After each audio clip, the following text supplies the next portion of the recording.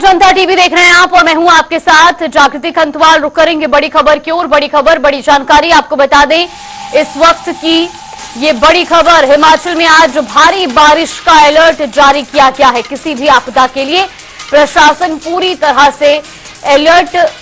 PWD मंत्री विक्रमादित्य सिंह ने बयान दिया है। उन्होंने कहा कि आपदा से निपटने के लिए हम पूरी तरह से तैयार। मानसून को लेकर प्रशासन पूरी तरह सजग है। इस वक्त की बड़ी खबर आपको बता रही जहां जो हिमाचल प्रदेश में भारी बारिश का अलर्ट जारी किया गया है। वहीं पीडब्ल्यूडी मंत्री विक्रमादित्य सिंह ने भी बयान दिया है। उन्होंने कहा कि हम आपदा से निपटने के लिए पूरी तरह से तैयार हैं। साथ ही उन्होंने कहा कि मानसून को लेकर प्रशासन पूरी तरह सजग है। तो हिमाचल में आज भारी बारिश का अलर्ट जारी किया गया है। ऐसे में किसी भी आपदा को लेकर प्रशासन भी पूरी तरह से अलर्ट मोड में नजर आ रहा है। अभी तक नहीं हुआ है, मगर तब भी हम लगातार इसकी बैठकों भी कर रहे हैं, हम इसका रिव्यू भी कर रहे हैं, डिपार्टमेंट के लोगों के साथ हम इसमें चर्चा भी कर रहे हैं। और हमने, जैसा मैंने पहले भी कहा था, मशीनरीज भी हमने जगह जगह पे लगा दी है। ब्रिजेस भी हमने जगह जगह पे जो है वो वेली ब्रिजेस उसका प्रावधान भी कर दिया है। तो इस तरीके से अभी तक मुझे लगता नहीं कि कोई ऐसी कोई समस्या है, मगर हम पूरी तरीके से प्रिपेयर्ड है। और आज ही मैंने जो हमारे NHAI के अधिकारी हैं उनके साथ भी अभी बैठक करी है। जो हमारे नॉर्थ के अधिकारी हैं, क्योंकि 2-3 हमारी नेशनल हाईवे है जो सीधे नॉर्थ के माध्यम से बन रहे हैं, ministry of road transport and highways, उसके भी अधिकारी को हमने बुलाया था। उनके साथ भी हमने चर्चा करी है, क्योंकि काम वो बेशक केंद्र की एजेंसीज हैं, अगर काम हिमाचल के अंदर कर रही है तो हमको एक कोऑर्डिनेटेड तरीके से काम करने की आवश्यकता है। चाहे वो PWD है, चाहे वो NHAI है, चाहे वो मॉर्स है, ताकि मिलकर हम काम करें। और जब भी कोई आपदा आती है तो we should be well prepared for all eventualities. और ये रुक करेंगे अगली बड़ी खबर का। बड़ी खबर, बड़ी जानकारी आपको बता दें मणिमहेश जाने वाले रास्ते पर बड़ा लैंडस्लाइड हुआ है। ये बड़ी जानकारी सामने आ रही है। पहाड़ी से पत्थर और मलबा गिरा, जिसके बाद चारों तरफ धूल का गुब्बारा देखने को मिला। चंबा के अंतर्गत मणिमहेश आता है और अब लैंडस्लाइड का ये वीडियो भी सोशल मीडिया पर खूब वायरल हो रहा है। श्रद्धालुओं ने ये वीडियो अपने मोबाइल फोन में कैद किया और उसके बाद सोशल मीडिया पर भी अब ये वीडियो जमकर शेयर किया जा रहा है।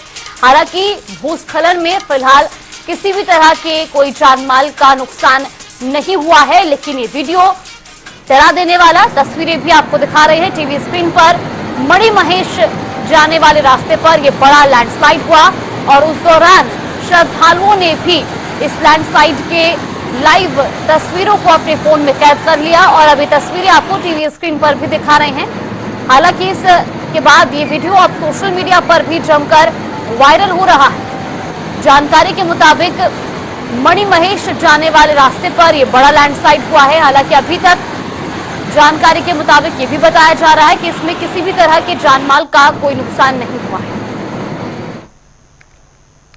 तो वहीं खबरों में आगे बढ़ेंगे। हिमाचल प्रदेश में 3 विधानसभा क्षेत्रों में उपचुनाव को लेकर वोटिंग हुई। देहरा, नालागढ़ और हमीरपुर में शांतिपूर्ण तरीके से मतदान हुआ और कहीं से कोई गड़बड़ी की खबर भी सामने नहीं आई। मतदाताओं में भी इस दौरान खास उत्साह देखने को मिला। यहां 3 सीटों पर 70% मतदान हुआ है। तो वहीं अब कल यानी कि 13 जुलाई को नतीजे घोषित किए जाएंगे। विधानसभा उपचुनाव की मतगणना के लिए प्रशासन की ओर से तैयारी पूरी की जा चुकी है। सुबह 8 बजे से मतों की गणना की जाएगी और जिसे लेकर के प्रशासन भी पूरी तरह से अलर्ट है। तो तीनों सीटों पर 70% मतदान हुआ है।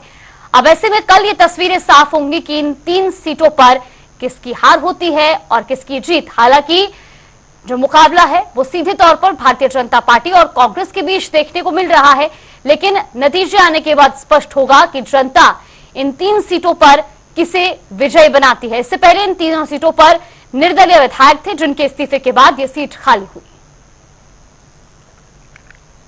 इसी खबर पर ज्यादा जानकारी के साथ हमारे हिमाचल ब्यूरो चीफ विकास शर्मा हमारे साथ जुड़े। विकास, सबसे पहले आपसे जानना चाहेंगे, कल 3 विधानसभा चुनाव में हुए उपचुनाव के नतीजे आने हैं, फिलहाल क्या कुछ जानकारी और मतगणना स्थलों पर किस तरह की तैयारी? देखिए, तैयारी पूरी कर ली गई है और ये तैयारी पहले ही पूरी कर ली जाती है और ऐसे में स्ट्रांग रूम के अंदर जो है सभी ईवीएम मशीन्स को जो है वो रखा गया है। जो पोस्टल बैलेट पेपर होंगे सबसे पहले उनकी गिनती जो है वो सुबह 7 बजे से ही जो केंद्र बनाए गए हैं वहां पर शुरुआत उसकी हो जाएगी और काउंटिंग स्टेशंस पर जो रिटर्निंग ऑफिसर होंगे उनकी निगरानी में जो टेबल्स होंगे वहां पर काउंटिंग जो है वो शुरू होगी और उसके बाद ये माना जा रहा है कि 1.5 से 2 घंटे के अंदर यानी 9 साढ़े 9 बजे के बाद जो है वो पहले रुझान आने यहाँ पर शुरू हो जाएंगे। 3 उपचुनाव जो हैं 3 विधानसभा क्षेत्रों में जो है ये उपचुनाव हो रहा है और इसके बाद अगर हिमाचल प्रदेश के सियासी समीकरण की अगर मैं खास तौर पर बात करूं तो बेहद अलग होंगे। जो सियासी संकट हिमाचल प्रदेश में पिछले दिनों जो घटनाक्रम देखने के लिए मिल रहा था, हालांकि इस उपचुनाव के बाद सरकार के ऊपर इसका कोई बड़ा असर जो है वो देखने के लिए बिल्कुल नजर नहीं आएगा, जबकि विपक्ष की ताकत जो है वो जरूर बढ़ सकती है क्योंकि विपक्ष पहले ही जो भाजपा है हिमाचल प्रदेश में वो 25 सीटों पर काबिज थी। लेकिन जिस तरह से पीछे जो उपचुनाव हुए लोकसभा के साथ जो विधानसभा के 6 उपचुनाव हुए उसमें से 4 सीटों पर कांग्रेस को जो है यानी जो सत्ता पक्ष में इस समय कांग्रेस पार्टी है उनको यहां पर 4 सीटें मिली थी, जबकि 2 सीटें जो है वो भाजपा को यहां पर मिली थी। तो ऐसे में अगर 3 उपचुनाव अब जो हो रहे हैं जिसका कल परिणाम जो है वो यहां पर आने हैं और अगर ऐसा होता है कि जो तीनों सीटें जो है किसी एक पार्टी के पक्ष में अगर जाती है तो बहुत बड़ा कोई नुकसान जो है वो यहाँ पर कांग्रेस को होने वाला नहीं है क्योंकि कांग्रेस के पास अब इस समय अगर हम बात करें तो जिस तरह से बीजेपी के पास 25 से बढ़कर जो है 2 सीटें प्लस होकर जो है वो 27 की सीटें बनी है। ये उपचुनाव अगर जीतती है तो आंकड़ा जो है वो आगे बढ़ सकता है, लेकिन कांग्रेस को बड़ा नुकसान यहाँ पर बिल्कुल नजर नहीं आता क्योंकि आगे अगर कांग्रेस को सीटें मिलती है तो आंकड़े उस हिसाब से यहाँ पर होंगे। तो निश्चित रूप से देखिए जो इस समय राजनीतिक समीकरण है वो बेहद अलग नजर आ रहे हैं। प्रतिष्ठा का सवाल जो है वो मुख्यमंत्री की जरूर है, कांग्रेस का जरूर है क्योंकि मुख्यमंत्री की धर्मपत्नी देहरा से उपचुनाव जो है वो इस समय यहाँ पर लड़ रही हैं। हमीरपुर जिला के अंदर जो है क्योंकि हमीरपुर सदर की सीट जो है वहां पर भी उपचुनाव हो रहा है। आशीष शर्मा इंडिपेंडेंट विधायक पहले जीतकर आए थे, अब उनके सामने इस समय कांग्रेस की तरफ से पुष्पेंद्र वर्मा है। पुष्पेंद्र वर्मा का ये माना जा रहा है कि मुख्यमंत्री जो है खुद चुनावी मैदान में उतरे और जगह जगह जाकर उन्होंने जो है वो चुनाव प्रचार यहां पर किया है। तो ऐसे में बीजेपी की तरफ से जो कैंडिडेट आशीष शर्मा जो कि पहले पूर्व में इंडिपेंडेंट विधायक जो है वो बने थे, इस बार चुनावी मैदान में थे और भाजपा की तरफ से चुनावी मैदान में थे। तो पूरी की तरह अगर हमने देखा तो जिस तरह से नेता प्रतिपक्ष थे या डॉक्टर राजीव बिंदल जो कि प्रदेश अध्यक्ष है भाजपा के, उनकी तरफ से बड़े नेता कांग्रेस के भाजपा के माफ कीजिए तो बड़े नेता जो है भाजपा के वहां पर उनके प्रचार में नजर आए और लोगों को समझाने में अब कितना कामयाबी उनको यहां पर मिली है ये देखना होगा। लेकिन इसके साथ साथ नालागढ़ उपचुनाव, क्योंकि नालागढ़ में भी एक सीट पर वहां पर उपचुनाव हो रहा था और नालागढ़ में भी जिस तरह से सियासी समीकरण थे कि जो तीनों इंडिपेंडेंट विधायक थे जिनके इस्तीफे हुए, इस्तीफे के बाद उन्होंने भाजपा ज्वाइन किया, भाजपा ने उनको अपना टिकट यहां पर दिया। अब नालागढ़ में भी वही हालात है, केएल ठाकुर जो हैं वो वहां पर चुनावी मैदान में हैं और जिस तरह से अब चुनावों के परिणाम आने हैं तो दावे जो है वो यहां पर यही किए जा रहे हैं और उनके बिल्कुल ठीक सामने जो है वो जिस तरह से देखा जा रहा था कि जो बाबा हरदीप सिंह है पहले भी 2 बार चुनाव लड़ चुके हैं और ये माना जा रहा था कि प्रबल दावेदार है और हुआ भी ऐसा ही। कांग्रेस ने उनको अपना टिकट दिया और उसके बाद चुनावी मैदान में उतरे, मतदान हुआ, परिणाम का इंतजार वो सभी को है। तो ऐसे में जो सियासी समीकरण है वो अलग इसलिए भी है क्योंकि जो उपचुनाव है वो आखिरकार किस वजह से हो रहा है, अलग अलग धारणाएं, अलग अलग लोगों के जो है इसमें जो चीजें देखने के लिए मिल रही थी, लोगों की जो बातचीत है वो समझ आ रही थी। लेकिन अब जिस तरह से भाजपा और कांग्रेस जो है वो लगातार ये दावा कर रहे हैं कि जीत उनकी होगी, देखना ही होगा कि जो अब किस्मत का फैसला है वो कल होगा और कल 11 बजे तक मुझे लगता है 11 साढ़े 11 बजे तक ये चुनावी जो परिणाम है वो पूरी तरह से तस्वीर साफ हो जाएगी कि इन तीनों सीटों पर आखिरकार लोगों ने जनमत अपना किसे दिया है, किसे लोगों ने जो अपना विधायक यहाँ पर चुना है। 3.5 साल का कार्यकाल है और ये चुनाव इसलिए हो रहा था क्योंकि इस्तीफे हुए थे। इस्तीफे होने के लिए भी 1.5 महीने से ज्यादा का समय जो है वो यहाँ पर लग गया था और ऐसे में आरोप प्रत्यारोप दोनों ही दलों की तरफ से देखने के लिए मिले। एक दल ये कहता है कि खरीद फरोख्त की राजनीति हिमाचल प्रदेश में हुई है, दूसरा पक्ष जो है वो ये कहता है कि आखिरकार किस तरह से हिमाचल प्रदेश में ये परिस्थितियां बनी है, इसके लिए कौन जिम्मेवार है, क्यों आखिरकार चुनाव जो है वो पहले की तरह क्यों नहीं किए गए।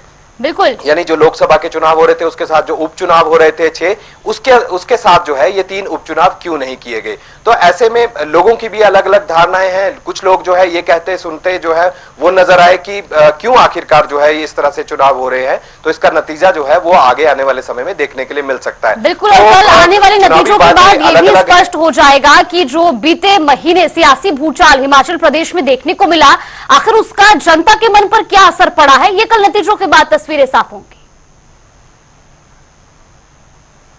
निश्चित रूप से बिल्कुल आपने बिल्कुल सही कहा है। और ऐसे में लगातार ये चीजें जो है वो देखने के लिए मिल रही थी, क्योंकि ये लंबा समय जो है ये लग गया चुनावों में ही। अब पिछले आप देख लीजिए कि लोकसभा का चुनाव था, उसमें जिस तरह से जीतोड़ मेहनत जो है दोनों ही दलों की तरफ से की गई, लेकिन खास ये था कि 6 उपचुनाव थे और उसके बाद अब ये 3 उपचुनाव होना कहीं ना कहीं ये जरूर घटनाक्रम बताता है कि अब सियासी संकट हिमाचल प्रदेश में जो राज्य सरकार के ऊपर था फिलहाल वो टल गया है, वो नहीं है। लेकिन अब जो सीटें जीतकर जो भी पार्टी सामने आएगी, बढ़त जो है वो जरूर उसको मिलेगी। कांग्रेस पार्टी जो कि सत्ता में है वो ये साफ तौर पर कह रही है कि उनकी ताकत जरूर बढ़ जाएगी अगर ये तीनों सीटें उनके पास आती है, क्योंकि पहले संख्या 40 की थी और अब वो संख्या 41 हो जाएगी अगर तीनों सीटों पर जीत मिलती है। दूसरी तरफ विपक्ष ये कह रहा है, जो कि भाजपा इस समय विपक्ष में है हिमाचल प्रदेश में, उनका ये कहना है कि 25 सीटें उनके पास पहले थी, अब उनको 27 मिल गई। अगर 3 उपचुनाव जीत जाते हैं तो यही संख्या जो है वो यहां पर 30 की हो जाएगी। तो ऐसे में घटनाक्रम जो है बदलते बिगड़ते हैं। रोज चर्चा जो है वो सियासी गलियारों में इस चीज को लेकर जरूर होती है कि आखिरकार इस सरकार का यहां पर होगा क्या। मुख्यमंत्री के ऊपर निशाना जो है वो लगातार नेता प्रतिपक्ष और भाजपा के बड़े नेता साधते आए, और दूसरी तरफ मुख्यमंत्री और उनकी पूरी जो मंत्रिमंडल की टीम है या कांग्रेस के जो बड़े नेता हिमाचल प्रदेश के हैं वो लगातार ये प्रचार करते नजर आए कि भाजपा गलत तरीके से हिमाचल प्रदेश में एक षड्यंत्र रच के सरकार को गिराने की कोशिश यहां पर कर रही है। फिलहाल अब ईवीएम में जो है वो जिस तरह से मतगणना कल होनी है, उसके बाद पहले रुझान जो है वो सामने आएंगे। 11 साढ़े 11 बजे के बाद जो है तस्वीर बिल्कुल साफ हो जाएगी आखिरकार जनता ने चुना किसे है, जनमत किसे दिया है। क्या भाजपा के साथ जनता गई है या फिर राज्य सरकार के साथ, क्योंकि बाय पोल्स में ये हमेशा विकास, इसके लिए हमें कल तक का इंतजार भी करना होगा। फिलहाल आपका बहुत बहुत धन्यवाद हमारे साथ जुड़ने के लिए और तमाम जानकारी हम तक पहुंचाने के लिए। खबरों में लगातार आपको अपडेट दे रही, जहां कल मतगणना को लेकर प्रशासन पूरी तरह से तैयार है, तो वही खबरों में आगे बढ़ेंगे। बीते दिन प्रदेश के मुख्यमंत्री सुखविंदर सिंह सुक्खू ने गगरेट विधानसभा क्षेत्र के भंजाल का दौरा किया है, जहां उन्होंने 5 मेगावाट क्षमता की सौर ऊर्जा परियोजना का शिलान्यास किया। इसके अलावा उन्होंने मत्स्य पालन विभाग के अत्याधुनिक प्रशिक्षण केंद्र दियोली की आधारशिला भी रखी। इस दौरान कांग्रेस के विधायक राकेश कालिया और कुटलेहड़ के विधायक विवेक शर्मा सहित प्रशासनिक लोग भी मौजूद रहे। इसके बाद मुख्यमंत्री ने दियोली में मत्स्य पालन के ट्रेनिंग सेंटर का भी जायजा लिया।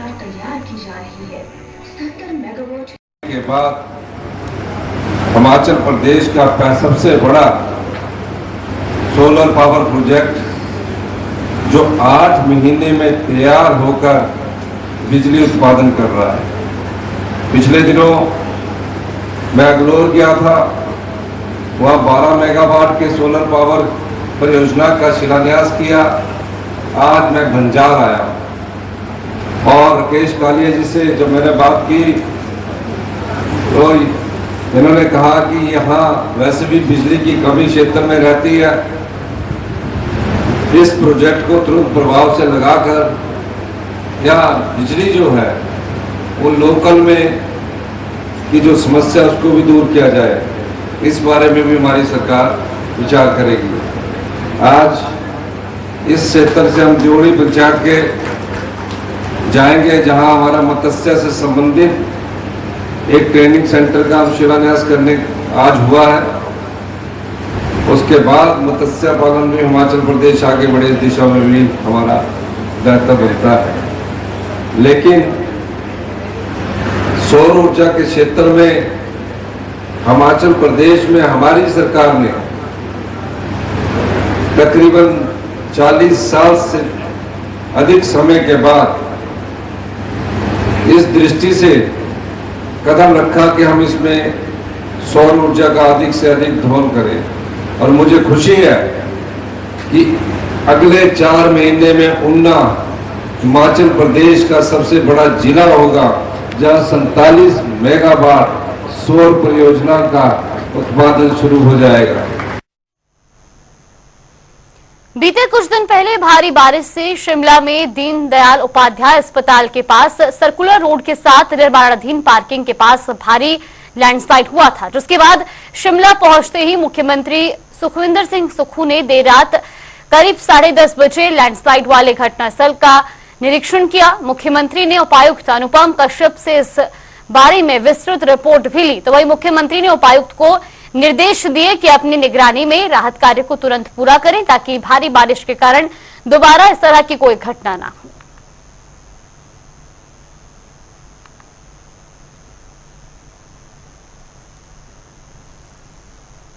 एक तरफ जहां मानसून ने लोगों को भीषण गर्मी से राहत मिली, तो वहीं सिरमौर के कई हिस्सों में डेंगू के बढ़े हुए मामले सामने आ रहे हैं। डॉक्टरों ने सावधानी बरतने की सलाह देते हुए लोगों को समय रहते इलाज करवाने पर जोर दिया है। तो वहीं डॉक्टर्स ने मच्छर भगाने वाली दवाओं का उपयोग करने और साथ ही अपने शरीर को अच्छे से ढककर रखने की सलाह भी दी है।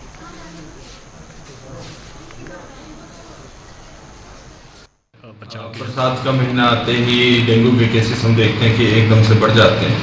डेंगू का मच्छर अक्सर साफ पानी में पनपता है, तो अपने घर के आसपास कहीं पे भी पानी इकट्ठा ना होने दें। अगर कोई भी ऐसी सिचुएशन हो रही है तो उसको जल्द से जल्द साफ करें या फिर उसका सोल्यूशन करें। और डेंगू का मच्छर जब काटता है उसके बाद कुछ दिनों के बाद डेंगू के लक्षण आने शुरू होते हैं, जिसमें तेज बुखार, ठंड लगना, जोड़ों में शरीर में दर्द होना, उल्टी का मन, इस तरह की शिकायतें हो सकती हैं। तो ऐसी कंडीशन में जल्दी से जल्दी अपने हॉस्पिटल पहुँचें और अपने टेस्ट करवाइए।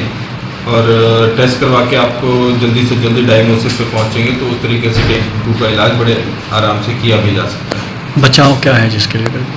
बचाव इसमें यही होता है कि पहले तो आपको पहचानना होगा कि डेंगू है। अगर किसी को डेंगू हो चुका है तो आपको अस्पताल आकर के जांच करने के बाद ही पता चलेगा कि उसको डेंगू है या फिर नहीं। अगर वो लोकल डॉक्टर से दवाई लेता रहेगा तो उसको और ज़्यादा प्रॉब्लम का सॉल्यूशन करना पड़ सकता है। और डेंगू आने पे खूब सारा फ्लूइड लेना होता है, जितना अधिक हो सके फ्लूइड लें और पूरे कपड़े पहने ताकि आपको मच्छर ना काटे। सर, बरसात के दिनों शुरू हो गए तो और क्या क्या बीमारियां होती है बचाव के लिए? बरसात के आने के साथ साथ ही हम देखते हैं उमस हो जाती है, खाना जल्दी ख़राब हो जाता है, जिसके कारण से फूड पॉइजनिंग वगैरह के केसेस भी बहुत ज़्यादा आते हैं। तो कुछ भी खाने से पहले कुछ भी उसको देखिए, अगर सूंघिए, खाना सूंघ करके पता चल जाता है खाना ख़राब है, सही है। और थोड़ा सा देख के खाइए घर के बाहर क्या खा रहे हैं, बार बार हाथ धोइए। तो इस और जितना ज़्यादा हो सके अगर कभी किसी को दस्त लगते हैं, इस तरह की शिकायत आती है, तो ORS का घोल लेना शुरू करें और जल्द से जल्द नज़दीकी अस्पताल में जाकर अपना जाँच और इलाज करें। डेंगू को लेकर के पूरी तैयारियां हैं। यहाँ पे जितने भी टेस्ट होते हैं इस चीज़ यहाँ पे हैं और ढेर सारी यहाँ पे किट्स हैं जो डेंगू के टेस्ट की किट्स हैं वो यहाँ पे हॉस्पिटल में अवेलेबल है। और 24 घंटे इसकी टेस्ट होता है और इसकी एडमिशन और ट्रीटमेंट सबकी कुछ हॉस्पिटल में अवेलेबल है। किन्नौर में मानसून ने दस्तक दी है और हालड़ी में हुई बारिश के चलते कई ग्रामीण इलाकों में सड़कें अवरुद्ध होने के साथ साथ जिले के नेशनल हाईवे 5 पर मलबा गिरने से सड़क मार्ग बंद हुआ था, जिसे प्रशासन ने बहाल किया है। और अब मानसून के दौरान प्रशासन ने आपदाओं से निपटने के लिए तैयारियां भी शुरू कर दी हैं। डीसी किन्नौर डॉक्टर अमित कुमार शर्मा ने रिकांग पीओ में कहा कि जिले से मानसून के दौरान नदी नालों के जलस्तर बढ़ने के अलावा सड़क मार्गों पर पत्थर गिरने और बारिश में दुर्घटनाएं होती हैं। ऐसे में सड़कों की दुरुस्ती और जिले के सबसे खतरनाक सड़कों पर क्रैश बैरियर लगाने के संबंध में विभागों के अधिकारियों को भी निर्देश दिए हैं।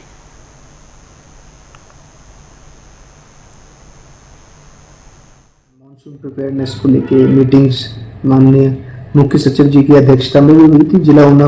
जिला किन्नौर में भी हमने प्रिपेयरनेस का स्टेटस लिया था। तो खासकर जो हमारे मेजर चौक और वल्नरेबल पॉइंट्स हैं उनके बारे में special earth moving equipment JCBs हैं, उनका प्रावधान करने के लिए निर्देश दिए गए हैं, खासकर NH और PWD को। इसके अलावा हमारे जो NDRF और SDRF की टीम्स होती हैं, कुछ दो स्पोर्ट्स पे हमारी प्री पोजीशंस हैं टीम, ITI उतनी में और चितकुल सांगला में रक्षम एरिया में भी हमारी माउंटेन रेस्क्यू के लिए टीम्स डिप्लॉयड हैं। इसके अलावा अभी तक एक दिन हमारा निगुलसरी और नाथवा पॉइंट ब्लॉक हुआ था, और क्योंकि हमारी NH की टीम मुस्तैद है तो विद इन नेक्स्ट 2-3 आवर्स वो क्लियर हो गया था। एंड अभी भी वी विल इंश्योर कि जो हमारा NH है वो बिना किसी बाधा से चलता रहे और लोगों को कोई डिस्कम्फर्ट ना झेलना पड़े। जी। पूरे प्रदेश में पुलिस प्रशासन की ओर से intelligent traffic management system camera लगाए गए, जिसमें यातायात नियमों की अवहेलना करने वाले चालकों पर शिकंजा कसने में सफल साबित हो रहे हैं। इसका प्रत्यक्ष प्रमाण जून में हुए चालान के आंकड़ों से सामने आया है, जहां जून में सबसे ज्यादा चालान बिलासपुर के औहर के पास लगे ITMS से हुए हैं, जबकि उससे कम चालान घुमारवी में लगे सिस्टम से हुए हैं। डीएसपी मदन धीमान ने बताया कि पूरे प्रदेश में इन कैमरों के माध्यम से ट्रिपल राइडिंग, ओवर स्पीड और विदाउट हेलमेट के ऑटोमेटिक चालान होते हैं, जिसकी रोजाना मॉनिटरिंग होती है।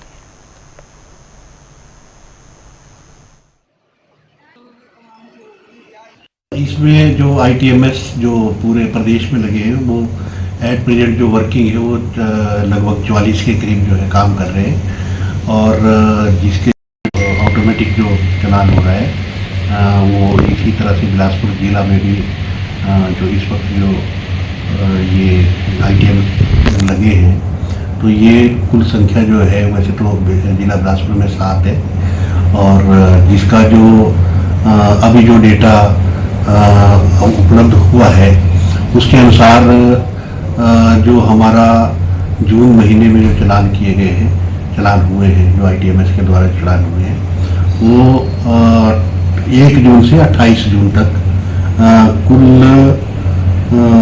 2508 चलान जो है हमारे एक ITMS जो और में स्थापित है। चलिए, बुलेटिन में फिलहाल के लिए बस इतना ही। यहाँ पे रुकते हैं छोटे से ब्रेक।